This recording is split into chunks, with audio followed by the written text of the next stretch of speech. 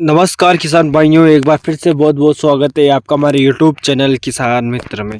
किसान भाइयों, सरसों की फसल जैसे ही फैला पानी देने का समय नज़दीक आता है तो हर किसान के मन में एक ही विचार आता है कि फसल में यूरिया डाल दो और सिंचाई कर दो, फिर काम खत्म। लेकिन सिर्फ यूरिया डालने से पौधा केवल लंबा होता है, उसमें ना तो भरपूर मात्रा में शाखाएं निकलती है, ना दाना मोटा होता है और ना दाने में तेल की मात्रा 42% तक पहुँच पाती है। और अकेला यूरिया के प्रयोग से सरसों का उत्पादन भी 20% तक घट सकता है। हमें सिर्फ पौधे की ऊंचाई नहीं चाहिए, हमें चाहिए जाड़ीदार, फुटाऊ, मोटा तना, मोटी फलियां और ऐसे दाने जो बाजार में सबसे ज्यादा भाव दिला सकें। इसलिए आज के वीडियो में हम बात करने वाले हैं कि सरसों की फसल में फैला पानी देने का सही समय क्या है, उसमें जड़ों का विकास तेजी से हो सके, यूरिया के साथ में कौन सी खाद मिलाकर डालना चाहिए ताकि 100% तक न्यूट्रिएंट का अपटेक कर सके और सरसों का उत्पादन और बढ़वार और तेल की मात्रा को बढ़ाता है। तो अगर आप भी अपनी सरसों की फसल में बम्पर पैदावार लेना चाहते हैं तो इस वीडियो को आखिरी तक जरूर देखिएगा। आपसे मेरी एक छोटी सी रिक्वेस्ट है, अभी तक आपने चैनल को सब्सक्राइब नहीं किया है तो चैनल को सब्सक्राइब कर लीजिए और वीडियो को लाइक कर दीजिए, शेयर कीजिए। सबसे पहले बात करते हैं कि सरसों की फसल में फैला पानी कब देना चाहिए। फैला पानी देने का समय मुख्य रूप से मिट्टी के प्रकार के ऊपर निर्भर करता है कि आपके खेत की मिट्टी किस प्रकार की है। यदि आपके खेत की मिट्टी हल्की रेतीली और बुलई टाइप की है तो आपको फैला पानी 25 से 30 दिन पर देना चाहिए, और यदि आपके खेत की मिट्टी दोमट या मीडियम टाइप की है तो फिर आपको 30 से 35 दिन के बीच में फैला पानी लगाना चाहिए, और यदि आपके खेत की मिट्टी भारी या काली टाइप की है तो आपको 35 से 40 दिन के बीच में पानी लगाना चाहिए। आमतौर पर 25 से लेकर 40 दिन के बीच में फैली सिंचाई कर लेना चाहिए, तब पौधे में 4 से 6 पत्तियां आ चुकी हो। सरसों में फैली सिंचाई हमेशा हल्की करना चाहिए, ज़्यादा पानी देने से जड़ गलन की समस्या आ सकती है। किसान साथियों, अब बात करते हैं कि सरसों में फैला पानी के समय कौन कौन से खाद के कॉम्बिनेशन का प्रयोग करना चाहिए। आपकी जानकारी के लिए बता दूं कि वैसे तो सरसों की फसल को अपने संपूर्ण जीवन काल में टोटल 17 प्रकार के न्यूट्रिएंट की आवश्यकता होती है, जिनमें से 12 की तो ये है मिट्टी और हवा पानी से लगभग पूर्ति कर लेती है, परंतु 5 न्यूट्रिएंट ऐसे हैं जिनकी सरसों की फसल को सबसे ज़्यादा मात्रा में आवश्यकता होती है और इनकी मिट्टी में सबसे ज़्यादा कमी होने के कारण फसल को ऊपर से डालने की जरूरत पड़ती है।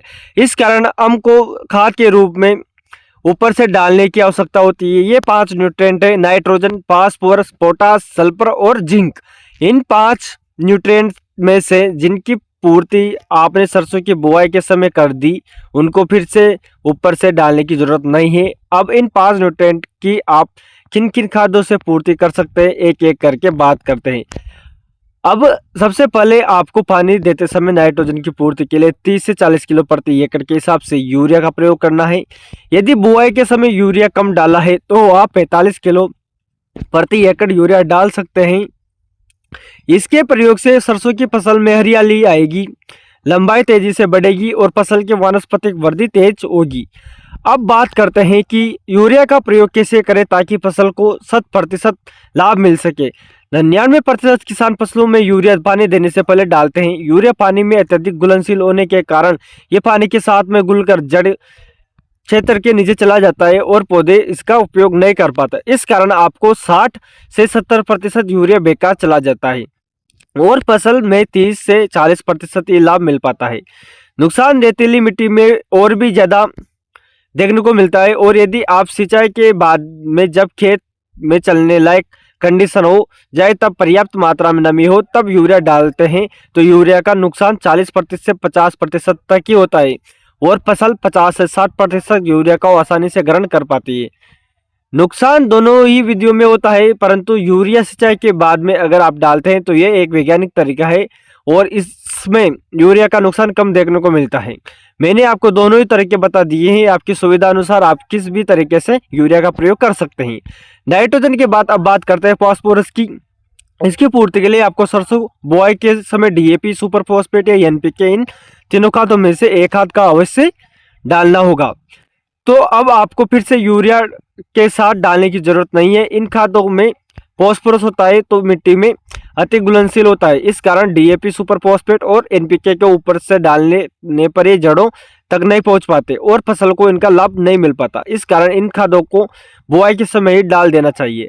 अब बात करते हैं पोटेशियम की। इसकी पूर्ति के लिए आपने बुआई के समय लाल कलर का एमओपी खाद 7% वाला डाल दिया होगा और नहीं डाला है तो भी काम चल जाएगा, क्योंकि इनकी जरूरत फसल की शुरुआती अवस्था में नहीं पड़ती।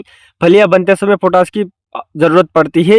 ये दाने की क्वालिटी को बढ़ाता है और पौधे में रोग और कीटों से लड़ने की क्षमता विकसित करता है।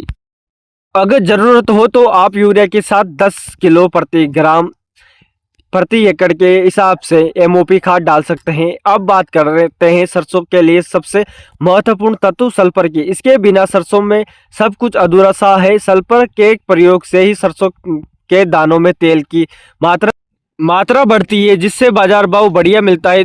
इसको डालने से दाना चमकदार, भरा हुआ और वजनदार बनता है। अकेले सल्फर के प्रयोग से ही आप सरसों का उत्पादन 10% से 15% तक बढ़ा सकते हैं। और सबसे महत्वपूर्ण फायदा सल्फर का यह है कि न्यूट्रिएंट के साथ साथ फफूंदीनाशक का काम भी करता है। इस कारण आप इसको डालकर सरसों में तना गलन, सफेद rust, powdery mildew, down mildew जैसे रोगों के प्रकोप को कम कर सकते हैं। यदि आपने सरसों बुआई के समय सिंगल सुपर फॉस्फेट या फिर सल्फर का नहीं डाला है तो फिर आपको दानेदार बेंटोनाइट सल्फर 90% वाला 8 से 10 किलो प्रति एकड़ के हिसाब से यूरिया के साथ मिलाकर अवश्य डालना चाहिए। और यदि आपने बुआई के समय सिंगल सुपर फॉस्फेट खाद या सल्फर डाल दिया है तो फिर आपको अलग से 80% पाउडर फॉर्म वाला 2 से 3 किलो प्रति एकड़ के हिसाब से आपको डालना चाहिए, क्योंकि ये सल्फर पूर्ति के साथ साथ फसल में फफूंदनाशक का काम भी करता है और सरसों में तेल की मात्रा को बढ़ाता है। इसलिए आपको ये अवश्य डालना है। अब आखिर में बात करते हैं जिंक की पूर्ति की। जो किसान सरसों में डीएपी और सिंगल सुपर फॉस्फेट का अधिक मात्रा में प्रयोग करते हैं उनके खेतों में जिंक की सबसे ज्यादा कमी देखने को मिलती है और इन किसानों को जिंक जरूर डालना चाहिए। इसके प्रयोग से पौधे का फुटाव बढ़ता है, पौधे जाड़ी नुमा होता है, तना मजबूत होता है, इस कारण रोग नहीं लगता है और उत्पादन बढ़ता है। यदि आप 33% वाला जिंक सल्फेट का प्रयोग कर रहे हो तो आपको 3 से 5 किलो प्रति एकड़ के हिसाब से डालना चाहिए। और यदि आप 21% वाला जिंक सल्फेट का प्रयोग कर रहे हैं तो फिर आपको 7 से 8 किलो प्रति एकड़ के हिसाब से जिंक सल्फेट डालना चाहिए। ध्यान रखिए जिंक के प्रयोग करते समय फॉस्फोरस वाली खादों का प्रयोग नहीं करें, नहीं तो दोनों का लाभ नहीं मिलेगा। किसान साथियों सिंचाई के बाद में यदि पौधे मुड़ जाते हैं तो और सूखने लगते हैं और खेत में सरसों पकते समय तना टूट कर गिर जाता है। तो इन सभी समस्याओं के समाधान के लिए आपको कार्बनडाइजिम 50% दवाई का 300 ग्राम प्रति एकड़ के हिसाब से इन सभी खादों में मिलाकर अवश्य डालिए।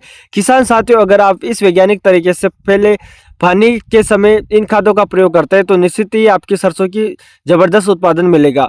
आपको दाने में तेल की मात्रा 42% से ज़्यादा देखने को मिलेगी। अगर आपको ये जानकारी अच्छी लगी हो तो वीडियो को लाइक करें, दूसरे किसान भाइयों को शेयर करें और हमारे यूट्यूब चैनल किसान मित्र को सब्सक्राइब करना ना भूलें किसान भाइयों, ताकि खेती बाड़ी से जुड़ी सही और सटीक जानकारी आपको मिल सके। धन्यवाद किसान भाई।